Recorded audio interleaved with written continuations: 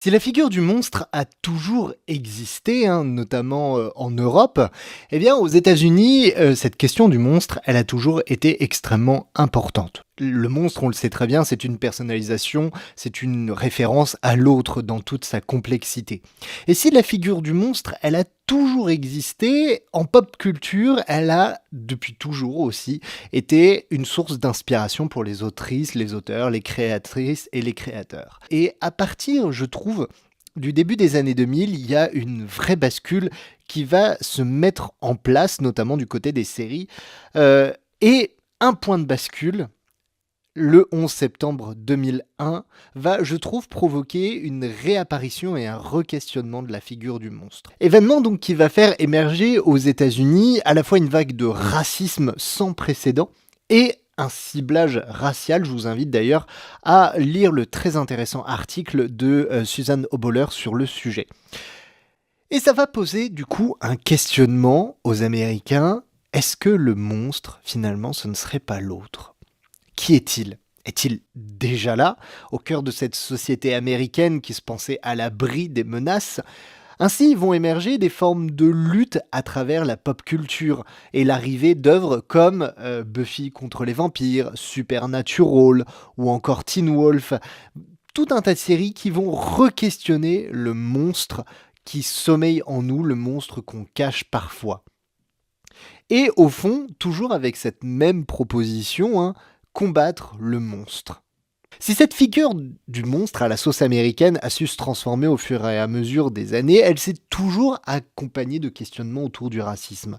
Parce que, en tout temps, le monstre, ça a toujours été les minorités de genre, les minorités ethniques, religieuses, ceux que l'on ne comprend pas, ceux que l'on ne voit pas. Et si un événement comme le 11 septembre a pu provoquer une vague de création questionnant justement ce rapport au monstre, eh ben, il fallait se douter que les tueries de masse aux États-Unis, et notamment les tueries liées aux personnes noires, allaient forcément provoquer des questionnements chez les autrices et auteurs. Ça tombe bien, on va parler aujourd'hui de Ni Dieu ni monstre de Cadwell Turnbull aux éditions La Talente.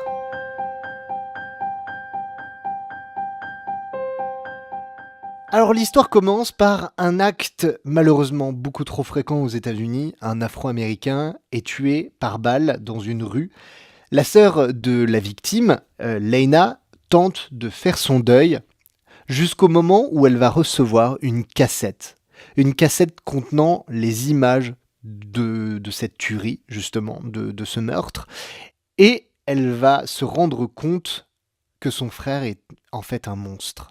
La vidéo va être partagée dans les médias et tout d'un coup, l'Amérique va se rendre compte que elle ne se connaît pas vraiment, puisque ces monstres-là, ils existent, ils sont là, ils sont partout autour d'eux.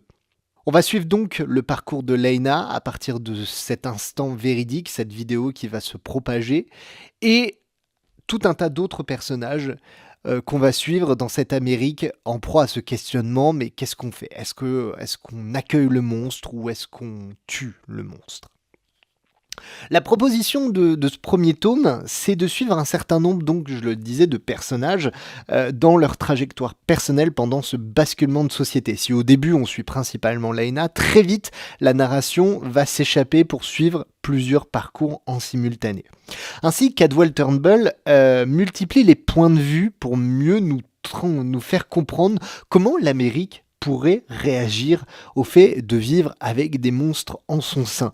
Certains l'acceptent, d'autres pas. Ici, personne n'est blanc ou noir. D'ailleurs, l'auteur ne nous donne que rarement la couleur de peau des personnages.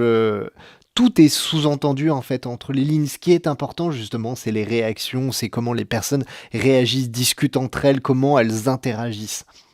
Et ce qui surtout, je trouve, intéresse l'auteur, c'est de questionner la notion de croyance.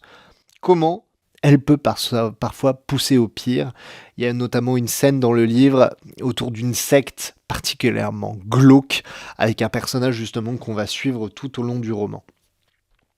La croyance entre ce qui est vrai ou faux, en ses propres convictions personnelles, en l'avenir. Cadwell Turnbull nous propose ni plus ni moins que d'explorer le monstre en chacun de nous, celui qui est tapi prêt à se réveiller. Et sans oublier de disséminer des interrogations qui, je l'espère, trouveront réponse pour le tome 2 qui est déjà sorti aux États-Unis et qui devrait arriver chez nous dans quelques mois. Voilà, je ressors de cette lecture extrêmement intrigué, frustré, parce que évidemment l'auteur termine ce premier tome d'une manière un petit peu qui nous pose des questionnements pour la suite, qui nous pose tout un tas de questions pour la suite. Moi, j'ai énormément aimé cette lecture. Il y a certains personnages que j'ai trouvé plus intéressants que d'autres sur leur parcours. Il y a eu un gros point d'interrogation sur un personnage un peu mystérieux dont on ne sait pas trop ce qu'il fait là. Et au vu des enjeux narratifs qui sont posés, je me demande comment l'auteur va nous faire découvrir ce personnage.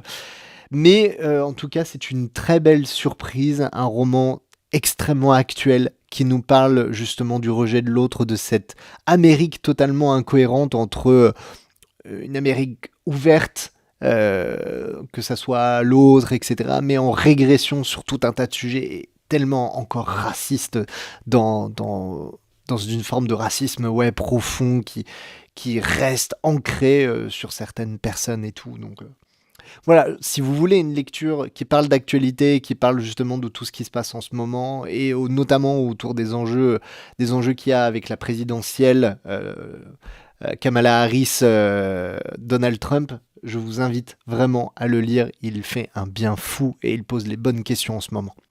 Voilà, donc je vous redonne la référence, Ni Dieu ni monstre de Cadwell Turnbull aux éditions La Talente.